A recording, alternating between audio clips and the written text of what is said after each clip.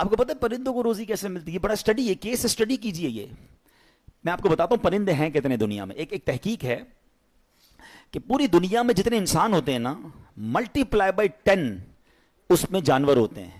یعنی مثال کے طور پر اگر اس وقت 8 ارب انسان ہے نا، تو اس وقت دنیا میں 80 ارب جانور ہیں. اب جب سارے جانور شامل ہو جائیں گے، ہاتھی گھوڑے جتنے بھی جانور ہیں، فرمایا جتنے یہ جانور ہیں نا، اس کو ملٹی پلائی بائی 10 کریں تو اتنے پرندے ہوتے ہیں.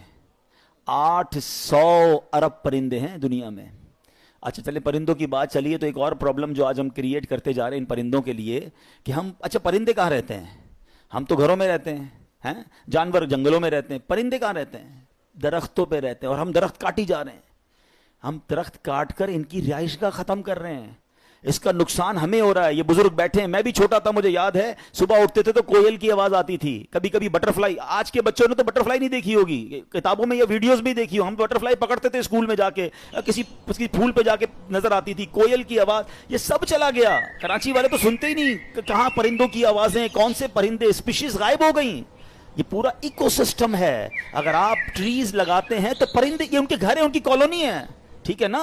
تو ہم درخت لگا ہی نہیں رہے، درخت کاٹے جا رہے ہیں اور ان پرندوں کو مائگریٹ کرنے پر مجبور کر رہے ہیں. یہ اللہ کی ایک مخلوق ہے، اس کا بھی حق ہے اس زمین پر. یہ صرف انسانوں کی زمین نہیں ہے، سب کا حق ہے نا.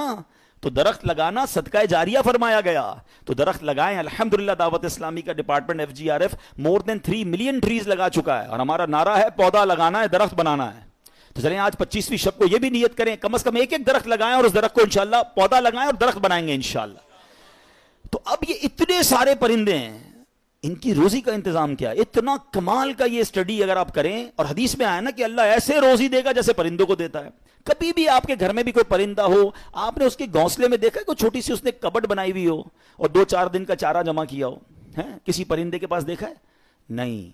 اس کا مطلب یہ ہوا کہ 800 ارب پرندے اپروکسیمیٹلی ڈیلی صبح گھر سے نکلتے ہیں، اپنے درختوں سے اڑتے ہیں، اور جب شام واپس آتے ہیں ان سب کو اللہ پاک روزی دے چکا ہوتا ہے.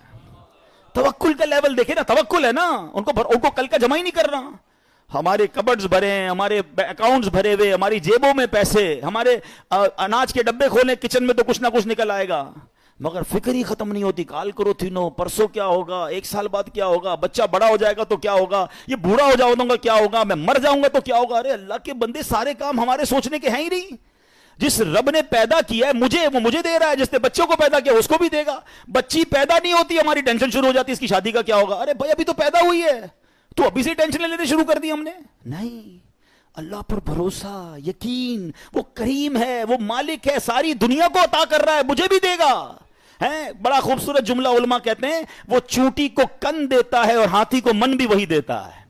ہاتھی کی خوراک دیکھیے، وہ منو کھاتا ہے، چونٹی ذرہ کھاتی ہے. وہ ذرے چونٹی کو ذرہ بھی پہنچا دیتا ہے اور ہاتھی کو منو بھی پہنچا دیتا ہے.